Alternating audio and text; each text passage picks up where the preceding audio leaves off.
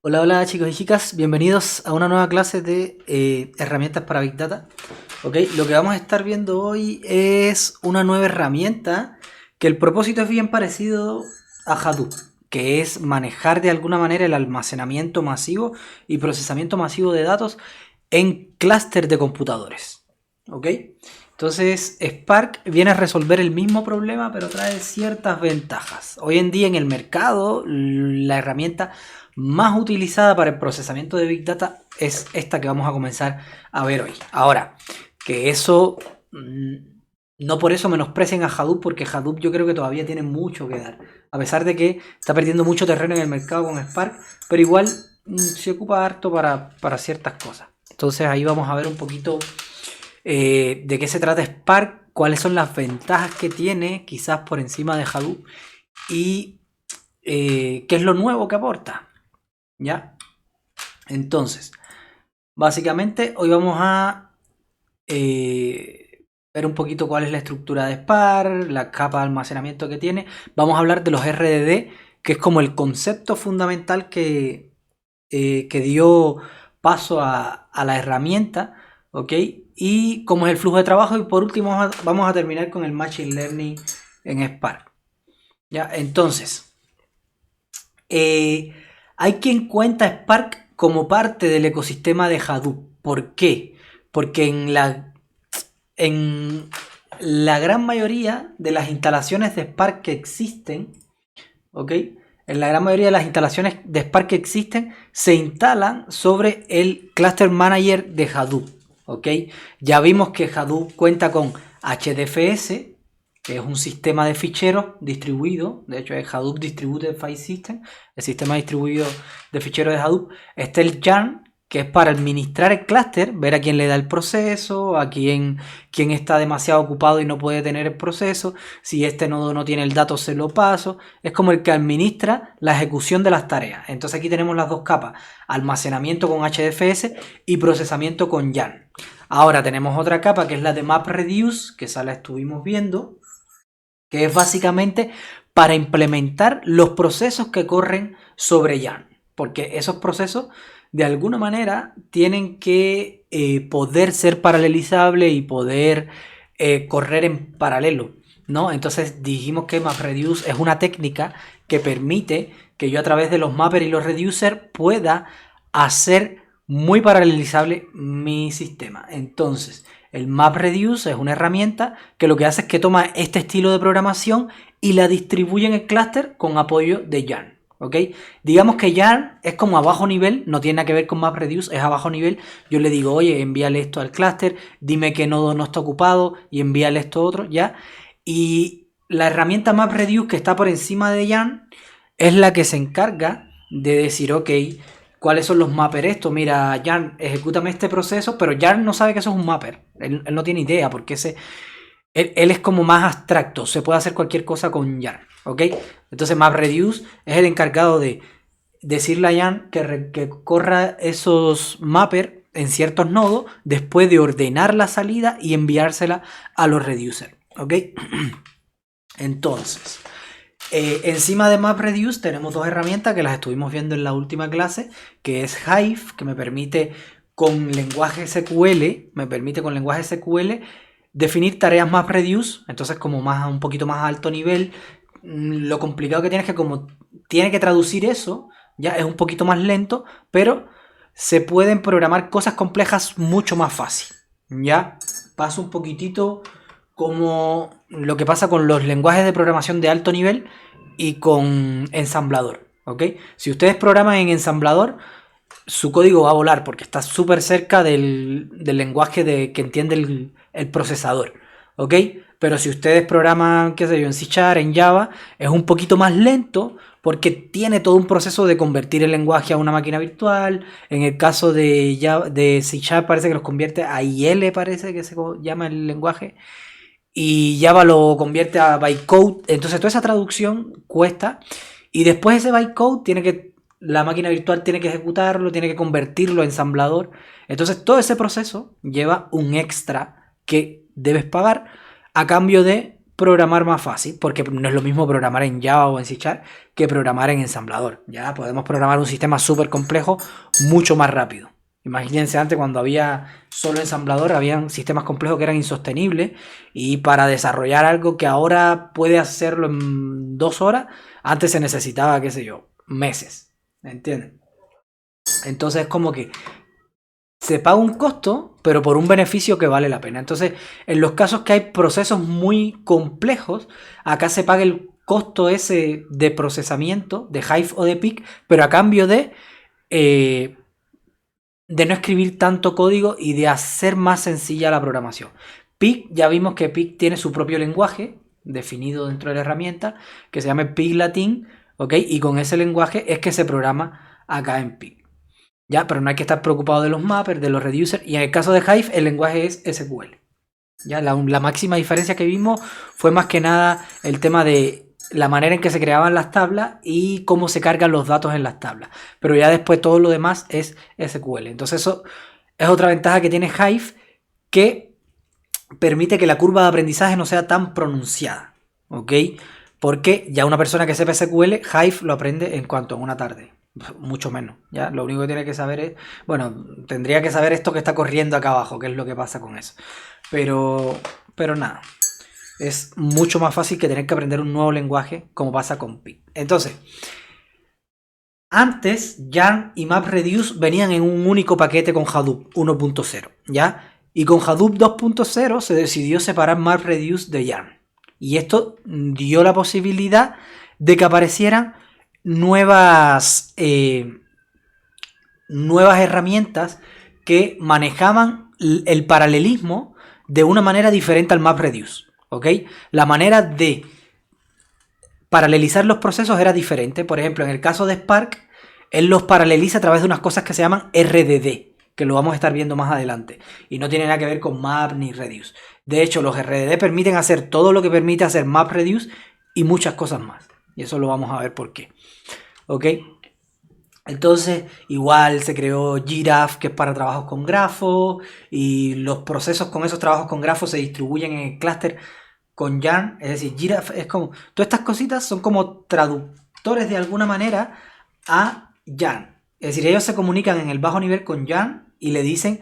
Oye, ejecútame esto en un nodo, ejecútame esto. Y Yarn es el que ve qué nodos están ocupados, que no, si tienen el dato, si no. Entonces es como por capas la cosa.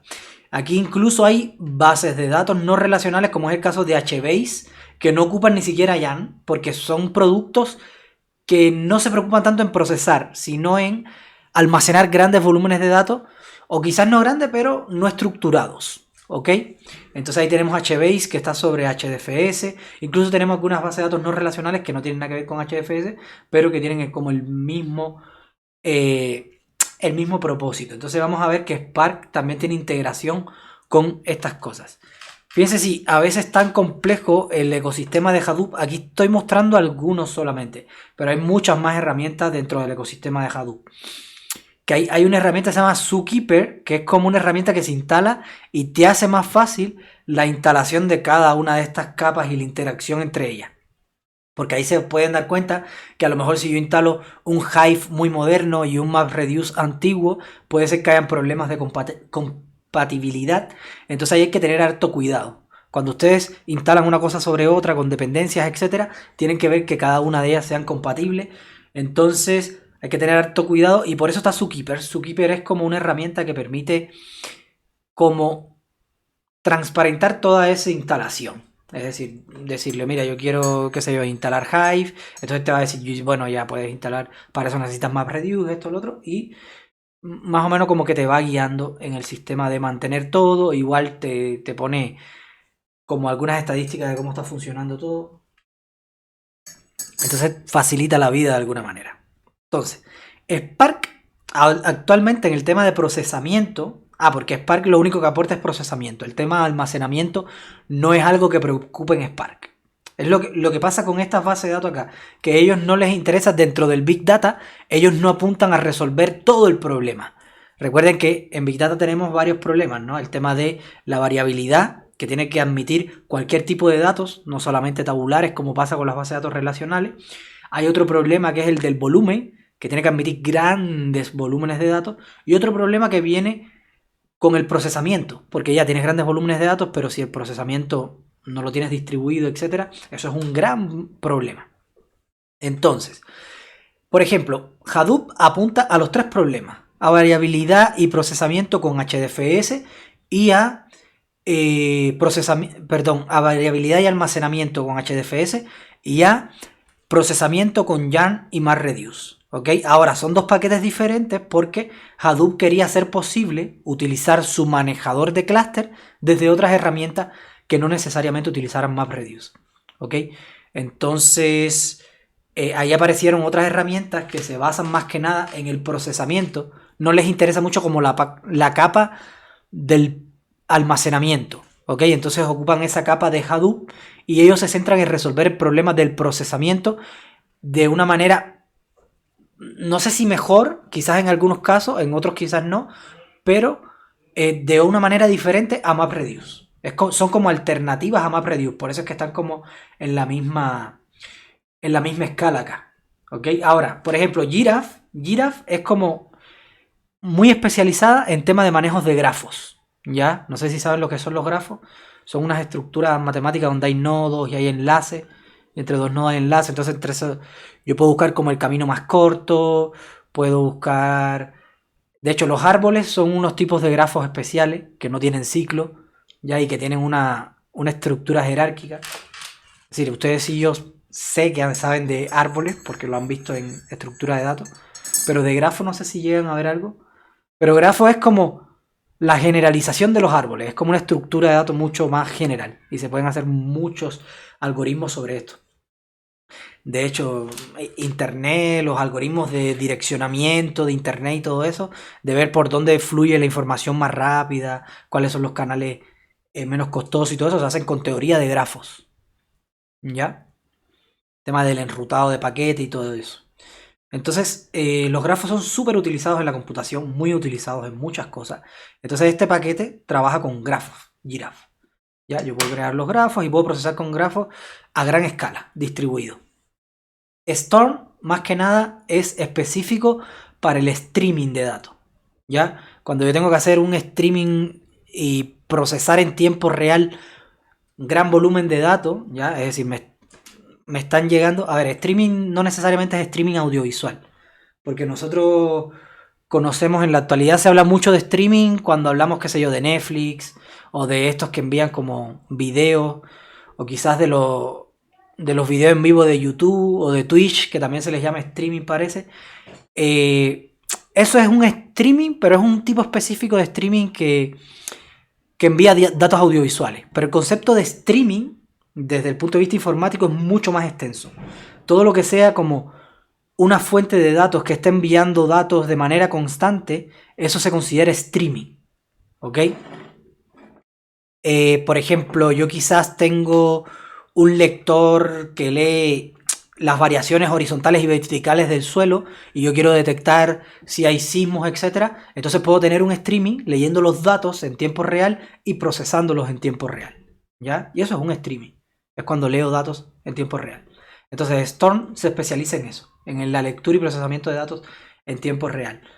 Spark es general. Spark es como Hadoop, es como MapReduce, que trata de resolver todo el problema del procesamiento general, sin enfocarse en un nicho específico, como pasa con Storm y Giraffe.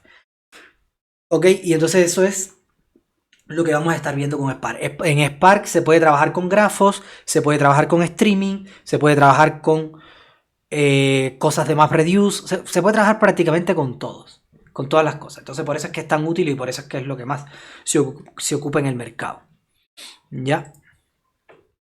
Entonces, a ver, Spark Spark, la historia de Spark es media...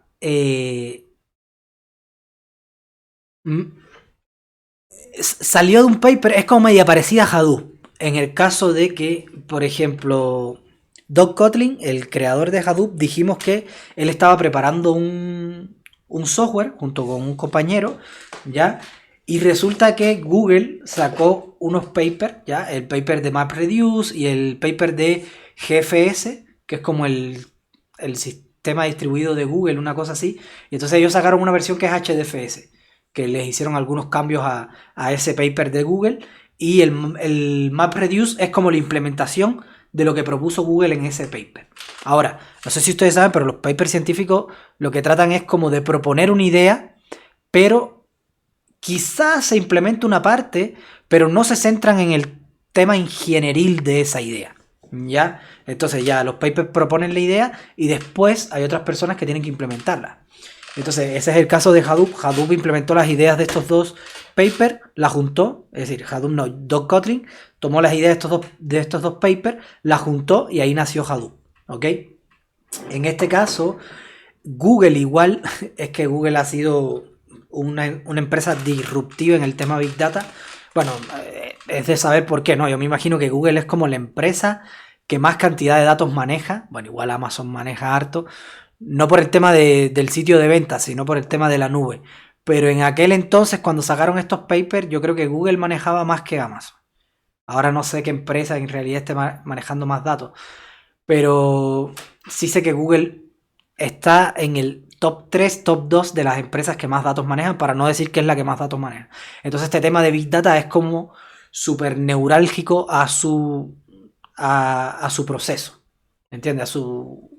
A la parte de su negocio. Entonces ellos hacen como muchos papers, y esto es otra cosa que en el mundo actual es como súper disruptivo también. Es decir, antiguamente me estoy refiriendo a hace 20, 30 años, ya, por lo que yo sé, no es que yo viviera en ese tiempo, pero por lo que yo sé, los papers científicos salían de las grandes casas de estudio, es decir, de las universidades. Y actualmente se sigue haciendo. Actualmente los mayores productores de papers científicos son las universidades. Pero en los últimos años ha habido un paradigma disruptivo que ha pasado que las empresas ahora igual están, bueno, ahora ya hace varios años también, están sacando papers científicos, los publican en revistas de alto impacto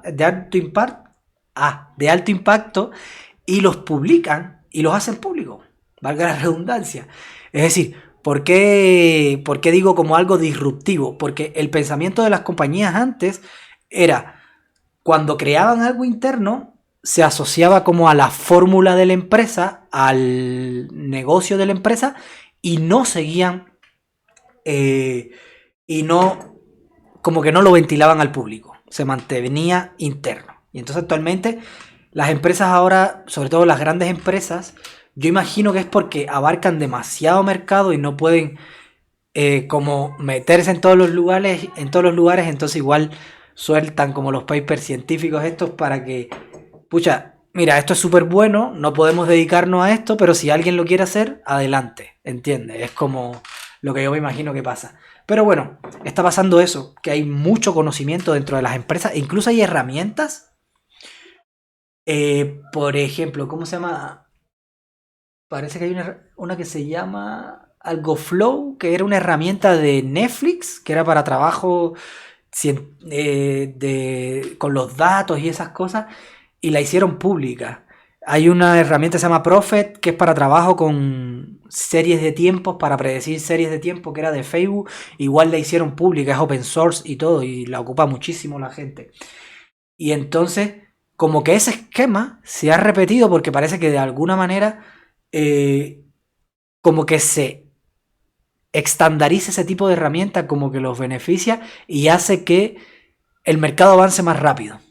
¿Entiendes? Como que sea acogido por el mercado de mejor manera. De hecho, una de las cosas que dejó a Microsoft atrás fue precisamente eso. Fue que Microsoft era muy cerrada en temas patentes y en temas de las cosas que poseía. Y empresas que empezaron a ser más abiertas con sus productos empezaron a ganar en el mercado porque como que esos productos la gente los empezaba a asumir mucho más, porque ya entendían cómo funcionaba todo, ¿ok? Y de hecho por eso es que en el tema de servidores Linux patea Windows mucho, porque en temas de usuarios que no le interesa mucho cómo funcionan las cosas, está bien, ese esquema de ocultismo funciona, pero en mercados ya que son más técnicos, ese tema puede influir de manera negativa, ¿ok? Porque a la gente que son más técnicas les interesa saber cómo funcionan las cosas, ¿me entiendes? Y cada vez hay gente más técnica y cada vez los sistemas son ocupados por gente que sabe un poco más, ¿me entiendes? Entonces, como que se ha llegado a esa conclusión y como que ahora las empresas son mucho más abiertas a compartir su conocimiento, por decirlo de alguna manera. Por ejemplo, yo creo que eso es otra de las razones por la que C#, porque yo creo que C# es un lenguaje tan o mejor que Java, ¿ya? En cuanto a calidad de lenguaje de programación estamos hablando. Lo que pasa es que C# fue creado por Microsoft y desarrollado en un círculo muy cerrado. Y como está en círculos muy cerrados, entonces está como muy compenetrado con las herramientas de Microsoft. Y quizás con otras herramientas no está tan desarrollado. ¿Ok? Entonces, qué sé yo, con Visual Studio funciona súper bien. Con IIS, que es el servidor web de Microsoft, funciona súper bien. Bueno, con todo lo que tiene que ver con Microsoft, funciona súper bien. Ahora, la integración de C# con otras herramientas ya no funciona tan bien porque como tienen este esquema de ocultismo, la gente, como no sabe bien cómo funciona todo o a dónde va a apuntar el desarrollo, porque no se decide qué nuevas características agregar a C#, sino que lo elige Microsoft, ya, como está este sistema, como que la gente no apunta tanto a la compatibilidad con C#, sino a la compatibilidad con Java, porque es más abierto en cierta manera. Aunque Oracle igual ha querido hacer de las suyas con Java, pero gracias a todo ha triunfado un poco la comunidad libre. Y entonces yo creo que por eso tuvo mayor acogida Java. ¿Ok? De hecho, por eso es que Python es como uno de los lenguajes más abiertos. Porque Python es mantenido por una comunidad open source, ¿ya? Y entonces como es tan abierto, la gente, todo el mundo cuando saca una herramienta casi siempre la hace compatible con Python. Y cada vez pasa más. Entonces más allá de si es un buen lenguaje, si es rápido, si es malo, lo que hace de tener esta filosofía de que sea abierta es que el mercado lo ocupa más y es más compatible con más herramientas. Porque ahora si tú estás haciendo una herramienta y tú dices, ya, ok, mi herramienta, ¿con qué la hago compatible? Con Java. Pucha, pero si ahora que él cierra Java, entonces después voy a tener que pagar una patente por Java. Si lo hago con C#, capaz que Microsoft me diga algo por utilizar C# porque está licenciado.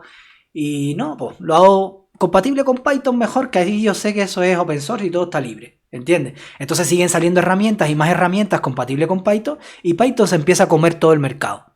¿Ok? Y eso pasa muchísimo con otras muchas cosas de la tecnología y ya como que las grandes compañías se han dado cuenta y por eso es que cada vez se abren más. Y bueno, igual mantienen cosas ocultas porque igual de alguna manera tienen que sacar beneficios para seguir funcionando, ¿no? Pero claro, yo creo que cada vez más se han dado cuenta de que la comunidad tiene que ser abierta, las herramientas tienen que ser abiertas para que la comunidad las empiece a consumir y se empiecen a popularizar de alguna manera. ¿Ok? Entonces, bueno, básicamente todas las herramientas que están viendo aquí en pantalla son open source, ¿ya? No hay ninguna que sea de una compañía específica. Entonces eso tiene mucho que decir. Bueno, ahora, ventajas de Spark. Bueno, las ventajas de Spark principalmente es que permite procesar muchísimas cosas. Muchísimas cosas. Permite procesar streaming, permite procesar grafos, permite hacer machine learning. Tiene muchos algoritmos de machine learning ya implementados. Fíjense que si yo quiero hacerlo con MapReduce, tengo que implementarlo desde cero. Ya Spark viene con muchos algoritmos de machine learning implementados, algoritmos de grafo, streaming. Ya, eso ya es un beneficio tremendo. Tiene queries interactivas, que MapReduce no tiene eso. Es decir, Hive y Peak sí. Es decir, Hive y Peak sí. Pero no son parte de MapReduce, sino que nosotros los agregamos encima de MapReduce. Es decir, para poder obtener una interfaz interactiva con MapReduce, tenemos que instalar o Hive o Peak. Sin embargo, instalando Spark, ya nosotros tenemos interfaz interactiva, también tenemos streaming, tenemos computación en memoria. Y esto es yo creo que lo que le puso la guinda al pastel en Spark. Esto fue lo que le dio casi la estocada de muerte a Hadoop y por lo que tanto ocupan Spark. El tema es que en Spark yo puedo utilizar el procesamiento en memoria RAM. ¿Entiendes? Entonces esa era una de las grandes dificultades de MapReduce. Que por ejemplo MapReduce tomaba y procesaba los bloques que hay en HDFS, pero esos bloques estaban almacenados en disco duro. Los bloques estos de 64 bytes. ¿Ya? Y lo que hace Spark es que también procesa esos bloques de 64 bytes, pero yo de alguna manera puedo decirle a Spark de que, mira, estos datos de acá yo los voy a ocupar mucho, por lo tanto tenlos ahí en la memoria. No me los dejen en el disco duro. Déjame estos 50 bloques en la memoria. ¿Ya? Y a lo mejor se llevan 5 GB de memoria. Y ustedes dirán, pucha, 5 GB es mucho. A ver, no, para un servidor no es nada. ¿Ok? Y bueno, cuando digo 50 bloques en memoria, no es que tienen que estar en la memoria del mismo computador. Recuerden que esto es distribuido. ¿Ok? Entonces, esos 50 bloques, imagínense que yo tenga que procesarlo muchas veces, ¿ya? Todas las veces que la procesa un mapper en MapReduce, tiene que cargarlo de disco duro. Sin embargo, acá en Spark ya va a estar en memoria RAM, porque permite hacer computación en memoria. Y eso fue como... Yo creo que esa es la gran ventaja de Spark. A pesar de que tiene muchas otras, como el streaming, la consola interactiva, yo creo que esa es como la gran característica diferenciadora que hizo grande Spark. ¿Ok? Bueno, y lo otro es que en cualquier lenguaje que ustedes escriban es como súper compatible con Spark. ¿Ok? Se puede escribir en SQL, en Java, en Scala, en Python. Ojo, SQL sin instalar Hive ni nada por encima. Que esto igual es una característica que lo puedo hacer con MapReduce, pero acuérdense que era instalando una nueva capa que tenía un costo. Acá no, acá lo puedo ocupar sin costo. Ahora, lo que más se ocupa en Spark son estos dos que están acá, Python y Scala. De hecho, yo creo que Scala como lenguaje en lo que más se ocupa es en Spark. ¿Ok? De hecho, hay empresas que específicamente, si quieres después ustedes búsquenlo ahí en los locales, donde ponen que piden como a ingenieros de Big Data y todo eso. Bueno, casi siempre piden Hadoop, piden Spark. Igual muchas veces piden procesamiento en la nube. Si tienen certificación en AWS o en GCP, lo que sea. Es decir, en la nube de Google o en la nube de Amazon. Mejor todavía. Bueno, o en Azure, que es la de Microsoft, igual. Son como las tres grandes del mercado. Pero sobre todo más Amazon. La nube de Amazon es como que maneja casi el 60% del mercado. Por ahí, ¿entiendes? Es decir, 60-70%. Pero es como que se come casi todo el mercado. El resto del mercado, los dos grandes competidores son Google y ¿cómo se llama? Google y Microsoft, pero igual hay otros competidores, pero ya son como más de nicho. Está, no sé, Linode, está Salesforce, hay como, está Heroku, pero son como nubes más específicas para ciertas cosas. Estas nubes de estos tres grandes que dije son como, tienen miles de servicios, ¿ya? Pero bueno, lo que les piden, lo que les iba a decir es que en estos portales de trabajo casi siempre piden, no sé, Hadoop, lo que más piden sí es Spark, y cuando piden Spark a veces piden que sepan programar en Scala, porque claro, hay empresas que programan en Spark en Scala y otras en Python. La mayoría en Python, y a veces le dicen, oye, si sabes Python o Scala, estamos bien, cualquiera de los dos estamos bien, ¿ok? Pero claro, Spark se ocupa muchísimo también en Scala y muchísimo también en Python. Aunque Scala es un lenguaje que es bastante sencillo de aprender, si saben Python no les cuesta mucho trabajo. Bueno, es que igual la sintaxis de los lenguajes de programación no es complicada. Y lo otro importante es que permite la interacción con múltiples bases de datos. Y más que múltiples bases de datos, ahí yo pondría múltiples fuentes de datos. ¿Ya? Porque quizás esto le puede causar a ustedes confusión con bases de datos relacionales. Ojo, cuando digo fuentes de datos, una fuente de datos puede ser un fichero en su sistema de fichero local. ¿Ok?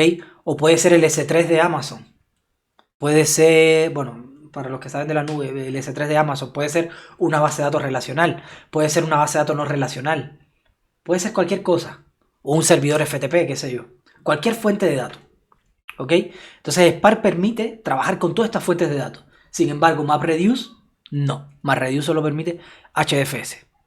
Spark también permite HDFS. De hecho, muchas empresas, para no decir la mayoría, trabajan con HDFS. Por eso es que es súper importante saber Hadoop también. ¿Ok? Porque en la mayor parte de las empresas tienen instalado...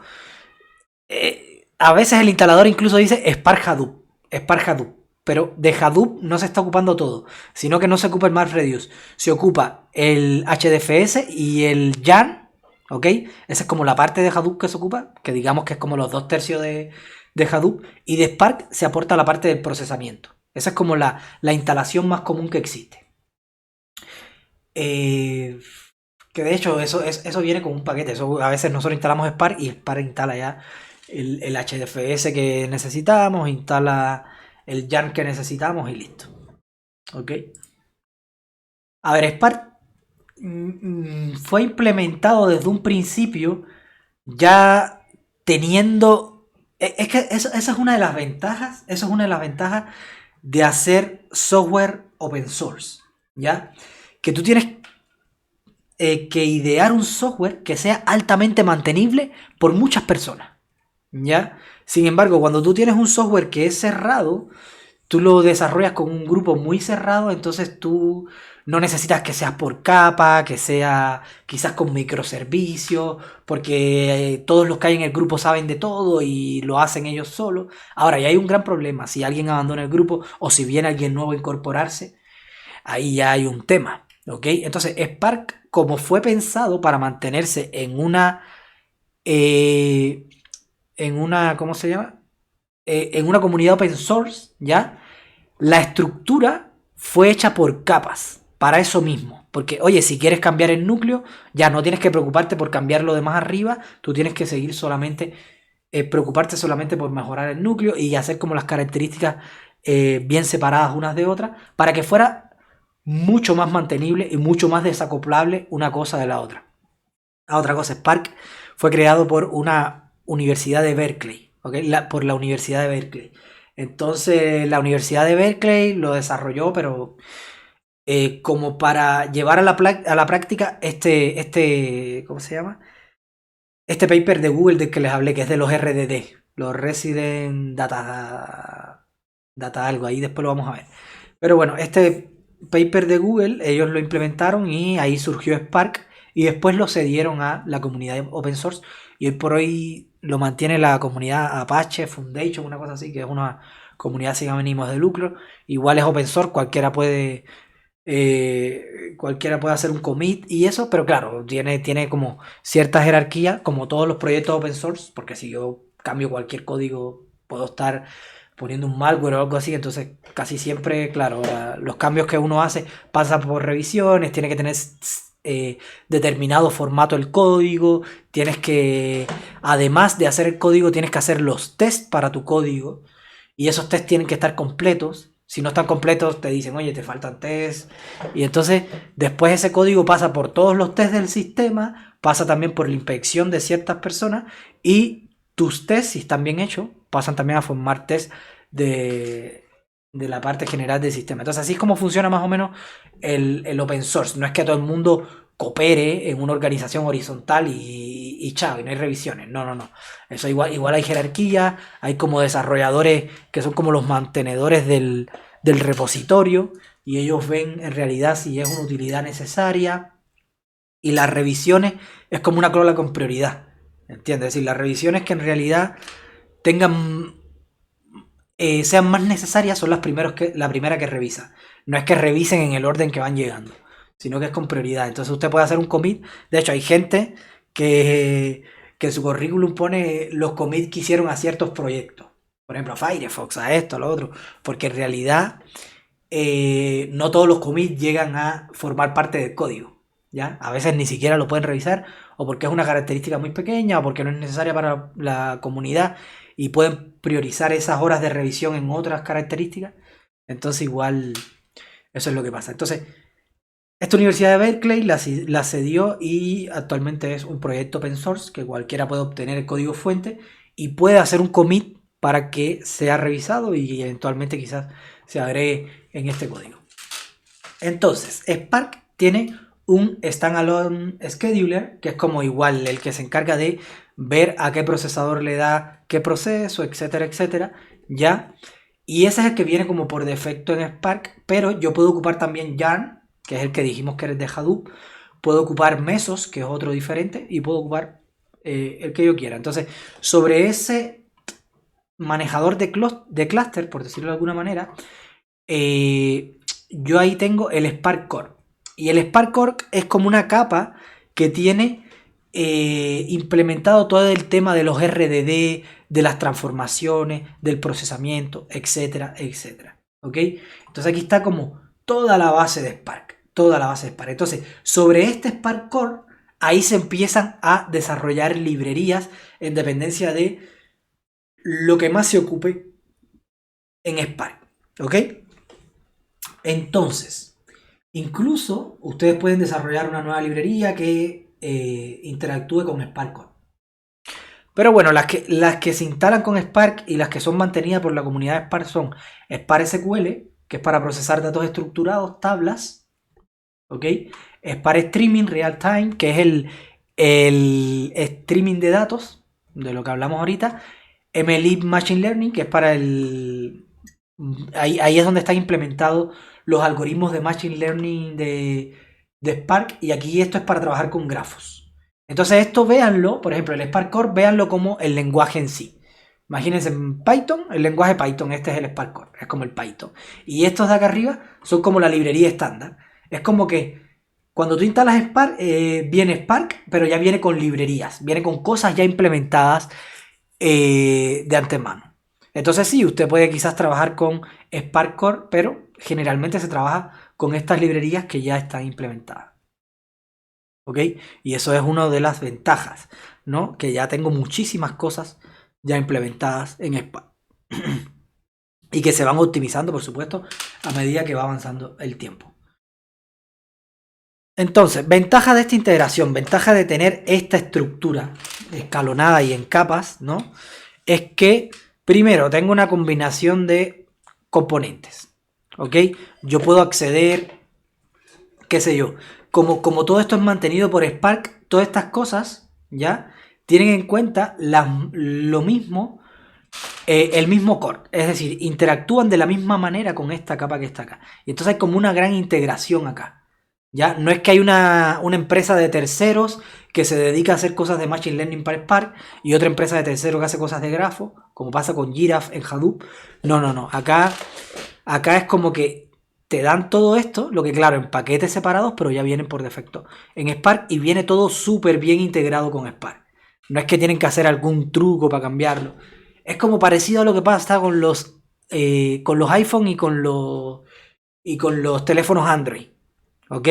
Que Android lo desarrolla Google, pero después los desarrolladores de teléfonos tienen que hacer sus teléfonos de tal manera que sean compatibles con las características que decidió Google que iba a tener Android. ¿Ok? Google dijo, mira, si ustedes quieren interactuar con el software que tiene que ver con la cámara, tienen que interactuar de esta manera. Son pautas que pone Google. ¿Ok? Pero quizás usted idea una cámara que para interactuar les es mucho más óptimo utilizar otro protocolo que no es el que tiene Google. Pero no puede hacer eso. Simplemente tiene que acostumbrarse al protocolo que tiene Google en su sistema. Entonces, como eso, es como está creando su teléfono, pero en ciertas maneras tiene que acomodarse a lo que definió Google dentro del estándar del sistema Android. Entonces, eso hace que no esté tan optimizado el proceso. Sin embargo, lo que pasa con los iPhone es que Apple es el encargado de crear el dispositivo, los chips, el sistema operativo y todo, ¿entiendes? Entonces, por ejemplo, si determinados chips, él dice, pucha, sería súper bueno tener una función en el sistema operativo que cuando yo la llamara hiciera tal cosa para optimizar la caché, qué sé yo, de este chip, lo puede hacer. Lo puede hacer porque él es la misma empresa que pone las pautas de todo. Entonces, por eso es que iPhone con menos, no sé si les ha pasado, pero de pronto tienen un teléfono Android que tiene 4 GB de RAM y tienen un teléfono iOS que tiene 2 GB de RAM y va mucho más rápido. Ya, entonces ustedes dirán, ¿qué cosa es esto? Esto es magia, la RAM que tiene. No, el tema es eso, el tema es que está mucho mejor integrado porque es todo hecho por la misma compañía. Entonces, no hay pérdida ahí, ¿entienden? Aquí es un poquito lo mismo que pasa con Spark. El SQL, las datos estructurados, el streaming, el machine learning y todas esas cosas ya están desarrollados por los mismos que desarrollan Spark. Entonces, si ellos dicen, mira, para el machine learning yo necesito que el Spark Core trabaje con GPU. Entonces, el Spark Core, ya, como ve que eso es algo necesario para una de sus librerías, le da soporte. Y entonces crea algo para trabajar con GPU. Quizás si el Spark Core fuera generado por otra empresa, ellos dicen, no, pucha, yo no puedo cambiar lo que estoy haciendo en Spark Core por ti como empresa que quieres hacer tal cosa, ¿entiendes?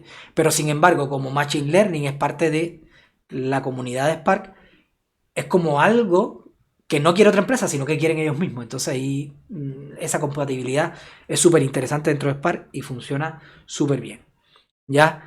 Lo otro es que como es por capas, lo que pasa es que cualquier mejora en cualquier capa esta de acá abajo va a beneficiar a lo de arriba, ¿ya? Porque si yo mejoro algo acá, esta capa se va a seguir comunicando con las de arriba de la misma manera, ¿ok? Entonces, como que los cambios de acá van a ser transparentes acá, pero sí va a correr más rápido. Por ejemplo, los beneficios que tiene este cambio se van a ver reflejados en la capa de arriba. Sin embargo, no voy a tener que preocuparme por ningún cambio en la capa de arriba, ¿ya? Y eso es lo bueno que tiene el desarrollo por capas y estas cosas. Y el despliegue, mantenimiento y pruebas, bueno, también se mejora muchísimo porque todo está llevado por la misma empresa de alguna manera. Entonces el mantenimiento, todas estas cosas están de la mano y bien estandarizados, digámoslo de alguna manera, ¿ya? Entonces los sistemas de almacenamiento que permite Spark son sistemas de archivo local, es decir, guardar algo en mi sistema, el HDFS, que es el de Hadoop, que es el que más se utiliza en realidad. También puede trabajar sobre Cassandra, que es una base de datos no relacional, puede trabajar sobre Amazon S3, sobre Hive incluso puede trabajar, sobre HBase, que es otra base de datos no relacional, ¿entiendes? Entonces como que tiene compatibilidad con muchas fuentes de almacenamiento. Y lo bueno es que si después aparece una nueva fuente de almacenamiento que es como súper utilizada, ya acá hacen los cambios y la agregan, ¿ok? Pero las capas de almacenamiento, mientras sean muy utilizadas en la comunidad, créanme que va a estar acá. Formatos de archivos que permite: text file, JSON, CSV, sequence file, protocol buffer, que eso más que nada es cuando es un archivo como binario, podríamos decir. Object file, igual son como medios binarios. Son como instancias, unas cosas así. Entonces permite cargar de todo, cosas tabulares, cosas no tan estructuradas como semiestructuradas, como son los JSON. Permite también texto, que puede ser no estructurado el texto. Y bueno, el protocol buffer es simplemente binario, no tiene por qué ser estructurado ni nada. No, yo voy leyendo de ese buffer y después yo le puedo dar la estructura desde el punto de vista de mi aplicación, más allá que desde Spark. ¿Ok? Entonces hablemos un momentito de los RDD.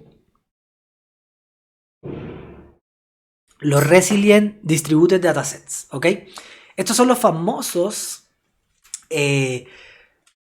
como digo, este fue el famoso artículo que publicaron investigadores de Google y que dio paso al surgimiento de Spark, ¿ok? Entonces vamos a entender un poco de qué tratan los RDD, porque al final Spark básicamente es eso, almacena los datos en RDD y los procesa de alguna manera, es decir, los transforma y cuando termina de transformarlo obtiene los datos con alguna acción, ¿ok?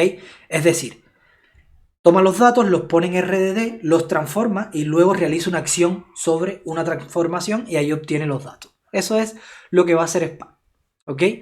Ahora, la ventaja de los RDD es que por detrás pueden ser muy paralelizables, ¿ok? Entonces, un RDD es una colección de objetos inmutable, ojo con esto. Un RDD, si yo cambio un dato dentro de un RDD, eso me va a devolver otro RDD. ¿Ya? No es que... Es como el string. Yo no puedo cambiar dentro de un string una letra. Si yo cambio una letra, simplemente lo que estoy haciendo es copiando el string con una letra cambiada. Pero no me... Es inmutable ese dato. ¿Ok? Aquí pasa lo mismo. Son datos inmutables y distribuidos. ¿Ya? Entonces yo tengo múltiples, ahí puedo almacenar múltiples particiones, objetos de Python, Scala o Java, en dependencia de con qué esté programando en Spark. Nosotros particularmente vamos a estar trabajando en Python, porque creo que de estos tres lenguajes es el más utilizado en la actualidad. También lo veo como, aparte de que es el que más mercado tiene, el más utilizado, es como el más relacionado con lo que nos interesa a nosotros, que es como la ciencia de datos y el procesamiento de datos y todo eso. Es como, ya en los lenguajes de uso general, ya Python le lleva un poco de ventaja a Java.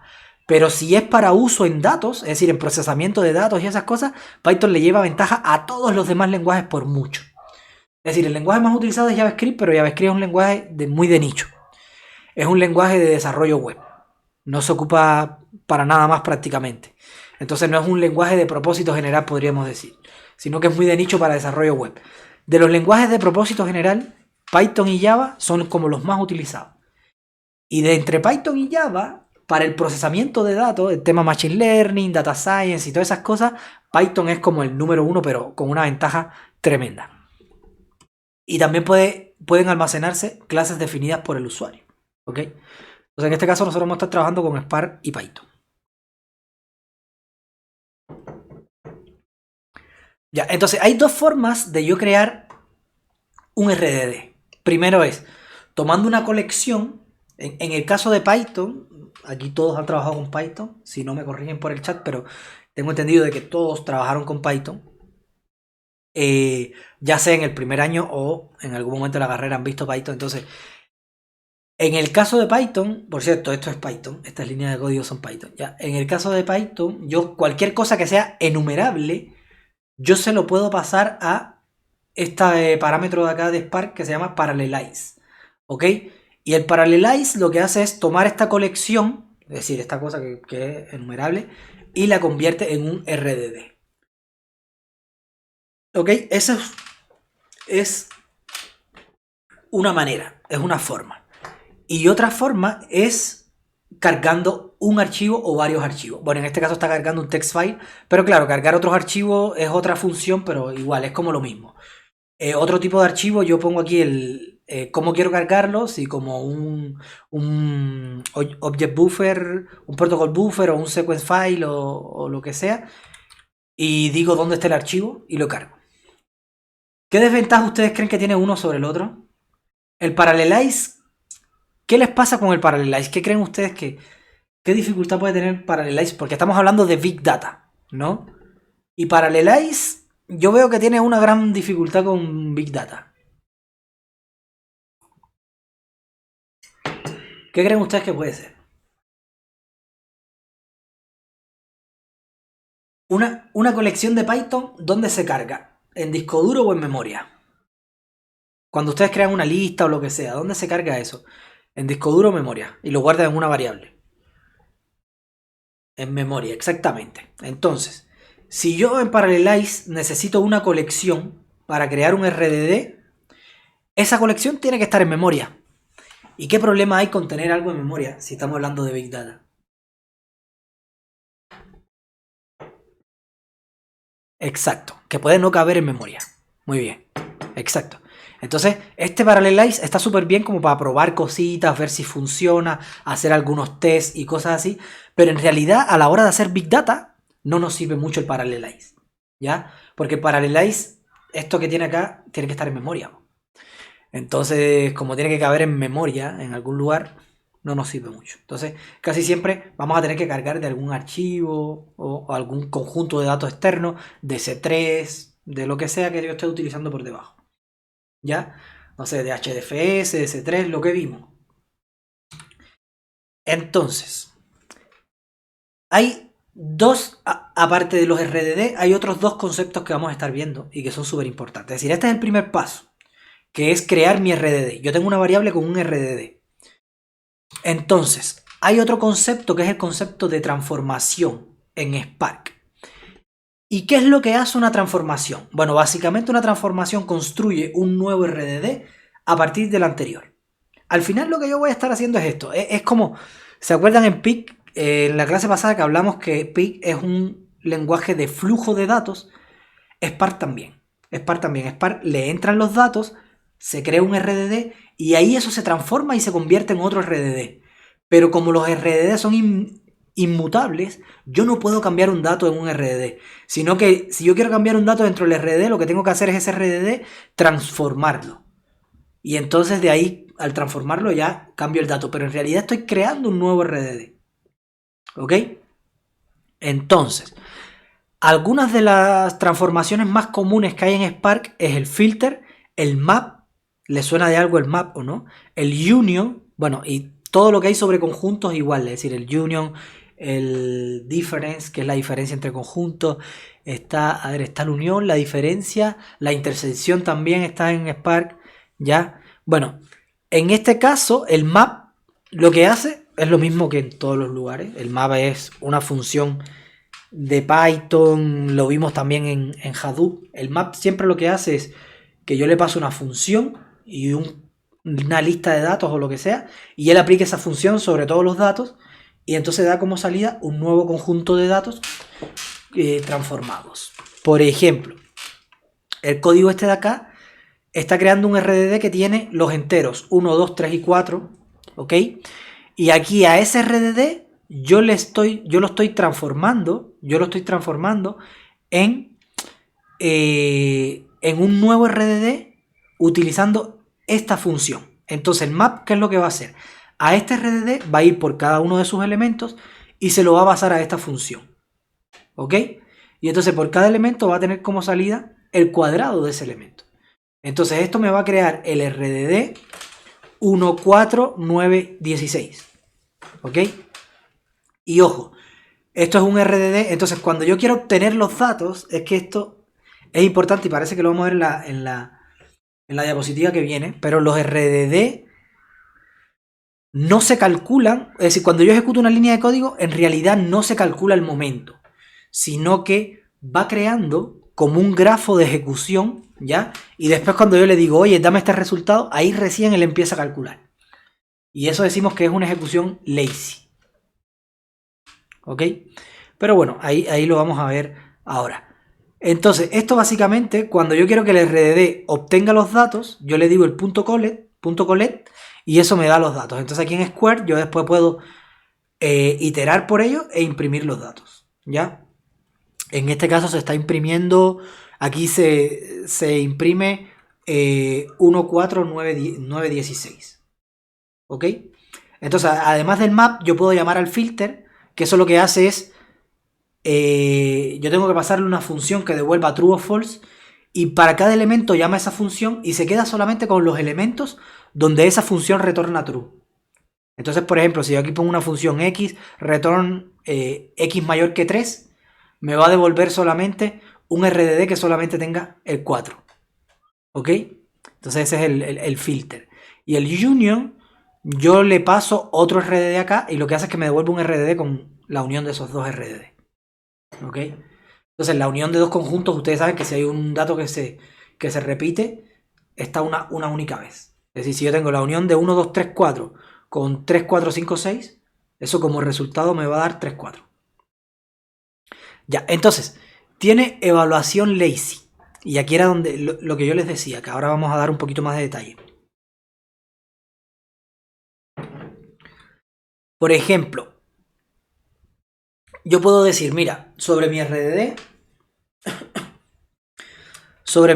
¿cierto? Yo quiero primero convertirlo a cuadrados y después quiero filtrarlo. Entonces, yo no lo hago collect todavía. Yo hago algo como esto. A ver, denme un segundito para abrir. Yo hago esto, a ver. Voy a desconectar la pizarra. Ahí sí estamos, ya. Yo digo, ok. SQR, ¿cierto? Es una variable, va a ser igual a mi RDD que yo creé al leer los datos, .map, y aquí le paso un lambda de Python. Un lambda de Python es una función que es como, no sé si han trabajado con lambdas, pero es como una función anónima, que yo no tengo que darle un nombre ni nada así, sino que simplemente le digo qué parámetros recibe, 2 puntos y qué es lo que devuelve. Entonces en este caso voy a devolver x por x. Y eso va a ser mi RDD. No le voy a dar .colet porque todavía no quiero los datos, ¿ya? Y después puedo decir, ok, ese SQR y ahora quiero decir... ahora quiero... ya, los mayores. Y voy a decir que ahora a este RDD, fíjense que todas las transformaciones que yo hago sobre un RDD, esto es un RDD, y esto es una transformación, todas las transformaciones que yo hago sobre un RDD me devuelve un RDD. Por lo tanto, ahora sobre este RDD yo puedo seguir haciendo transformaciones. ¿Ok? En este caso puedo aplicar filter y pasar una función que sea lambda que reciba un valor y devuelva x mayor que... A ver, teníamos 1, 4 mayor que 5, digamos. ¿Ya? Y entonces, aquí sí yo puedo decir, ok, yo quiero ahora imprimir los resultados. Por lo tanto, antes de imprimirlo, yo tengo que hacer main.colet. ¿Por qué tengo que hacer main.colet? Y aquí es donde va esto. El tema es que las transformaciones son lazy. ¿Qué quiere decir esto? Cuando ustedes van haciendo estos llamados en Spark, lo que hace Spark es crear un grafo con operaciones. Es decir, él dice, ok, primeramente tengo este RDD, después sobre este RDD tengo que aplicar un map, ¿ya? Con la función F1, ¿ya? Y eso me va a dar como resultado SQR. Pero no calcula nada, simplemente como que va formando un grafo de operaciones. Después sobre SQR yo tengo que hacer un filter, ¿ok? Y tengo que hacer un F2. Entonces a lo mejor después sobre SQR yo digo, ok, también quiero los menores. Y digo SQR.filter lambda x2.x menor o igual que 5, digamos. ¿Ya? Y entonces el de aquí saca otra rama hacia acá y dice, oye, a ver, esto me va a dar como salida este RDD. Y este filter, utilizando la función F3, me va a dar como salida main. Entonces, menores. ¿Ya? Entonces esto me va creando como un grafo de operaciones. ¿Y qué ventaja tiene hacer un grafo de operaciones? Que cuando yo le diga, oye, necesito estos datos, entonces él ve en el grafo qué RDD va a necesitar. Él dice, ok, mira, necesito calcular este y necesito calcular este. Listo. ¿Ok? Entonces ve como el camino más fácil en el grafo para llegar a este RDD. ¿Ya? Y lo calcula.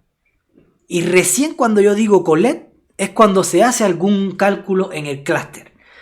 Mientras yo hice estas dos líneas de código y las ejecuté, no se hizo ningún cálculo en el clúster. Simplemente como que se va llevando el historial de las transformaciones.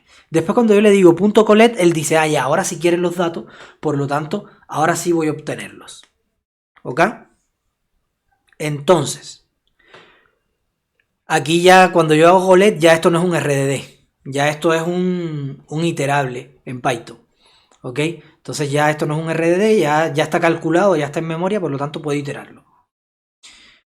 Ya, entonces... Eso es súper importante. Un RDD ustedes nunca van a poder iterarlo, nunca van a poder obtener los datos. Si ustedes quieren obtener los datos, tienen que hacer un .colet. Porque al ser lazy los RDD, nunca van a tener un dato en sí, sino que van a tener un historial de operaciones. Hasta que ustedes le digan, oye, necesito los datos de este RDD. Entonces ahí recién Spark dice, ok, tengo que calcular esto, esto, esto y esto. Y trata de optimizar todos los cálculos y paralelizar lo más que pueda. Porque a lo mejor dice, ok, mira, necesito nums, pero además para square necesito otro de acá. Entonces este y el de acá lo puedo paralelizar. Pero este tiene que esperar a que estos dos se calculen para calcular ese. Entonces, como toda esa prioridad de las dependencias que tiene, etcétera, se pueden hallar con este gráfico, este grafo. Entonces Spark con este grafo de operaciones va viendo qué se puede paralelizar, qué no, y va como haciendo muchas optimizaciones de caché y cosas así para que las cosas se paralelicen más rápido. ¿Ok? Pero es súper importante eso, que sepan que Spark es lazy. ¿Ok? Spark es, los RDD son lazy. Es decir, aquí no se ha calculado ningún dato, aquí tampoco. Aquí recién ya hay datos. ¿Ya? Ahí cuando yo digo main.collect, recién él calculó SQR y calculó main después. ¿Ok? A partir de SQR. Entonces, si yo digo SQR filter, eso ahí lo que estoy haciendo es como agrandando más el grafo de las propiedades que tienen que calcular. Ya, entonces, otra cosa que es importante es el persist. ¿Por qué es tan importante el persist? El tema es el siguiente. Si ustedes dicen main.collect, ya, vamos a decir que este es res 1. Y después dicen res 2 es igual a menores.collect. Fíjense en una cosa. El tema es que como esto es lazy, menores, ¿ok? Menores, para calcular menores primero tiene que calcularse SQR y tiene que calcularse nums, ¿ok? Y fíjense que como yo calculé MEI, ya SQR y nums ya se calcularon una vez. Pero sin embargo acá, como esto es lazy, lo va a calcular de nuevo, ¿ya? Entonces, cuando haya un RDD que yo lo voy a ocupar mucho para después para después hacer otras operaciones y otras transformaciones, yo ese RDD es como que lo puedo guardar en la caché, ¿ok? Por ejemplo, si yo digo, oye, mira, SQR lo voy a utilizar muchísimo, ¿ok? Entonces aquí entre medio yo puedo decir SQR.persist. Y eso lo que hace es que la primera vez que calcule SQR, Spark, la primera vez que calcule SQR, lo deja almacenado de alguna manera distribuida en la memoria RAM, ¿ok? Y entonces, bueno, la memoria RAM no, en realidad donde usted le haya dicho que lo guarde. Pero entonces después cuando yo le digo men.collect, él dice, ok, tengo que calcular SQR. Oye, pero SQR ya lo calculé aquí antes. Y usted me dijeron que lo persistiera. Así que ya lo tengo ahí. Entonces ya no tiene que volver a calcularlo. Si ustedes no le hacen el persist, él lo va a estar calculando todas las veces porque es lazy. ¿Ok?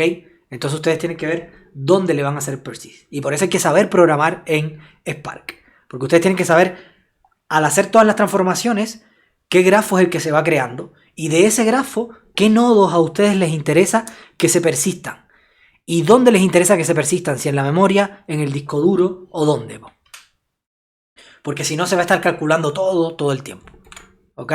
Entonces persist tiene varios parámetros. Uno que es memory only, que si yo quiero que mi RDD persista solamente en memoria RAM, que es como la parte más rápida, lo que pasa es que a veces los RDD son muy grandes, y si es muy grande y no tiene mucha memoria RAM, eso va a hacer que Spark se rompa.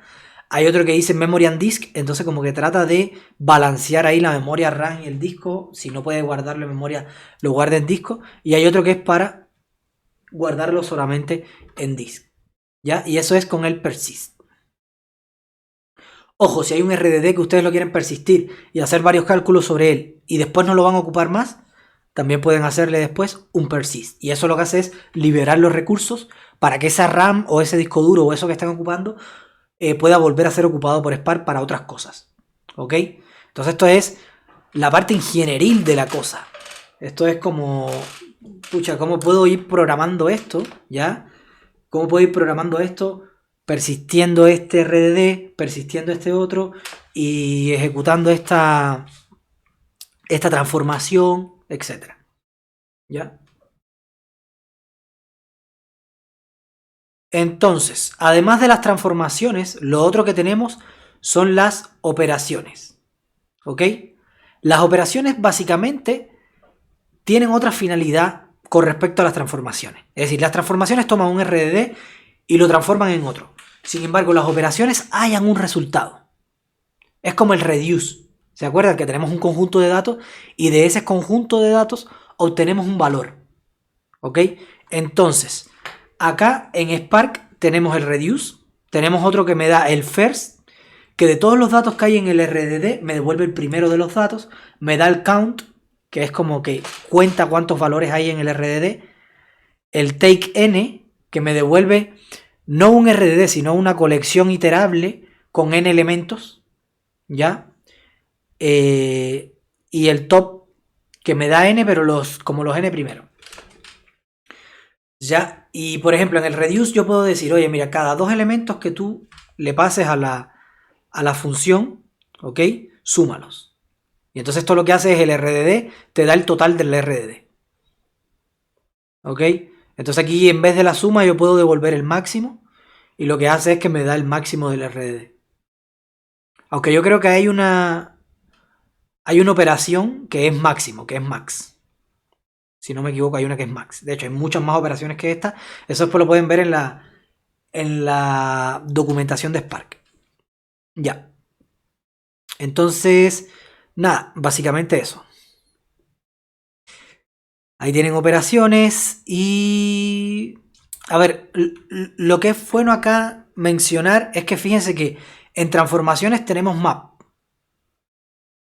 ¿Ya? Y en operaciones tenemos reduce. Por lo tanto, podemos programar bajo el paradigma map-reduce en Spark, sin ningún problema. Entonces, por eso es que yo les decía que Spark permite hacer todo lo mismo que permite hacer map-reduce y más, ¿ok? Porque permite hacer otras cosas que incluso algunas las puedo hacer map-reduce, pero tengo que hacerlo a través del paradigma map-reduce. Entonces, pucha, tengo que hacer muchas más cosas de las que quizás necesito. Y acá no, acá es como que ya todo esto viene por defecto. Ok, entonces ¿cómo funciona Spark? El flujo como tal es el Spark Driver que viene en el Spark Core, ok, y que es el que se encarga de asignarle recursos al clúster, es decir, decirle al Jan, oye, necesito que me guardes este RDD, necesito que proceses ahora esta parte, necesito que proceses esta otra, y entonces igual el procesamiento va a ocurrir bien parecido a Hadoop, va a estar distribuido en el clúster, ok, donde van a haber nodos trabajadores. Y aquí va a haber un pedacito de software que se va a llamar ejecutor. Y este manejador de clúster es como el que le va a dar cada pedazo. Pero esa parte de distribución ustedes no tienen que preocuparse. Ustedes lo que tienen que preocuparse es por ver cómo crear el RDD y cómo con las operaciones y las transformaciones que tienen le dan solución a sus problemas. ¿Ok? Si quieren hacer Machine Learning, si quieren hacer SQL, si quieren hacer Streaming, en dependencia de lo que quieran, cómo interactúan con Spark para eso. Entonces, por ejemplo, en Machine Learning tenemos muchísimos algoritmos que ya vienen implementados por defecto en Spark. Tenemos TF-IDF, Word2Vec, que es para trabajo con NLP, es decir, con procesamiento de lenguaje natural. Tenemos regresión lineal, regresión logística, SVM, Naive Bayes, árboles de decisión, Random Forest. Casi todo lo que hay en Machine Learning ya viene por defecto implementado en Spark. De clustering tenemos el Camin, de reducción de dimensiones tenemos PCA SVD. ¿Qué quiere decir esto? Que todo esto en Spark yo puedo utilizarlo sin instalar nada más y distribuido en un clúster. Simplemente instalando Spark y programando lo que yo quiera. ¿Ok? Bueno, de hecho aquí hay una muestra, no voy a entrar mucho en detalle con esto, pero aquí hay una muestra de lo que se puede hacer con Spark. Esto es un detector de spam con Spark, ¿ok? Esto es como un ejercicio bien común cuando se está aprendiendo Machine Learning. Casi siempre se ocupan así como regresiones lineales para detectar qué cosa es un spam y qué no. En este caso lo que se está haciendo es una regresión logística, que es uno de los algoritmos que permite Spark. Fíjense que aquí estamos utilizando una librería que se llama PySpark, que es la que vamos a utilizar durante el curso, que básicamente es Spark en Python, ¿ok? Y de PySpark vamos a estar utilizando MLlib. Como les decía, tenemos varias. Tenemos MLlib, tenemos Graph, tenemos para streaming. Entonces, en dependencia de lo que ustedes vayan a necesitar, lo pueden importar.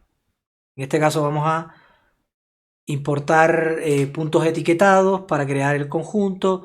El hashing, que es para tomar un texto y convertirlo como en un dato, por decirlo de alguna manera, en un hash. ¿Ya? Y el algoritmo de Machine Learning.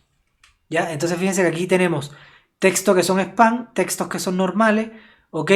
Y entonces aquí creamos el TF, Decimos que queremos un TF con 10.000 características, ¿ya?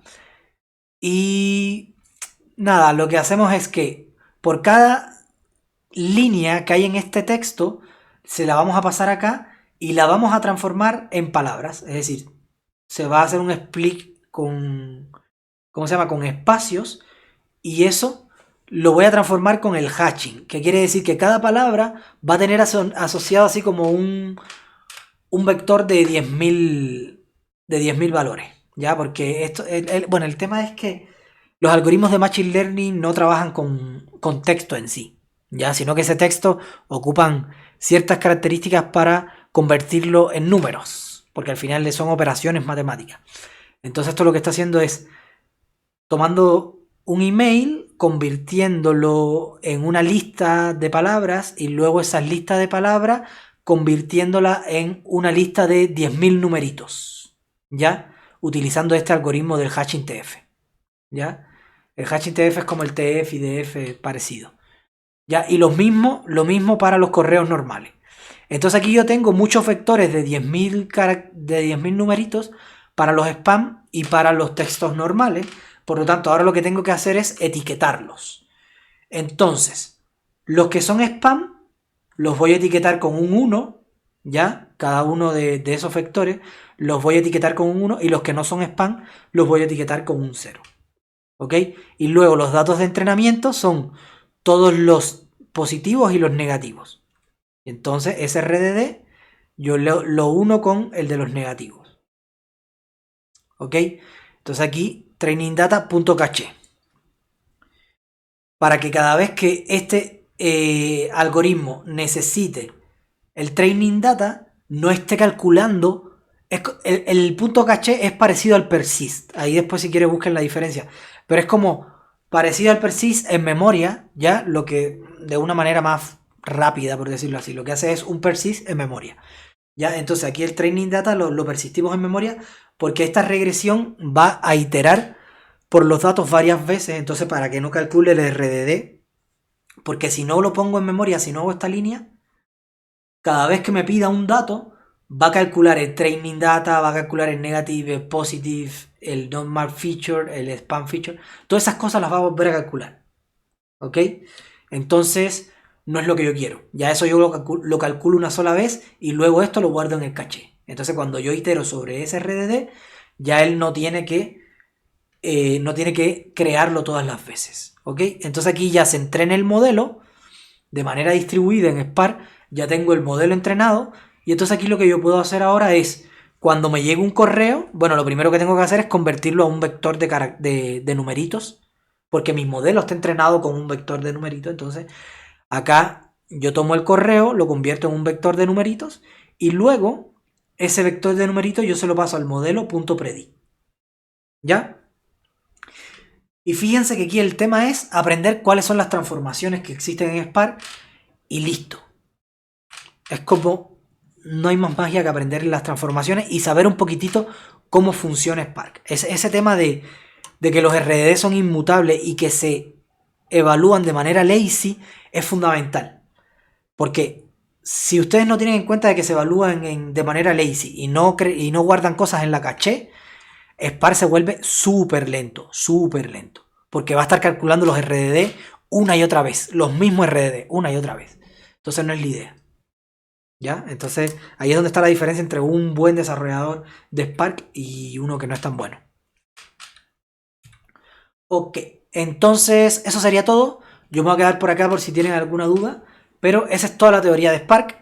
A partir de la clase que viene, la semana que viene, y ahí empezamos con lo bueno. Vamos a ver Spark en todo su esplendor, vamos a programar en Spark, vamos a trabajar con diferentes transformaciones y diferentes operaciones, y ahí van a ver esto en acción y no solamente una imagen, sino ya el código corriendo. De hecho, lo vamos a hacer en Google Colab para que ustedes igual puedan ejecutar y hacer sus propias pruebas. Entonces nada, hasta aquí la clase, voy a dejar de grabar y me quedo por acá por si tienen alguna duda. Chau, chau, que les vaya excelente.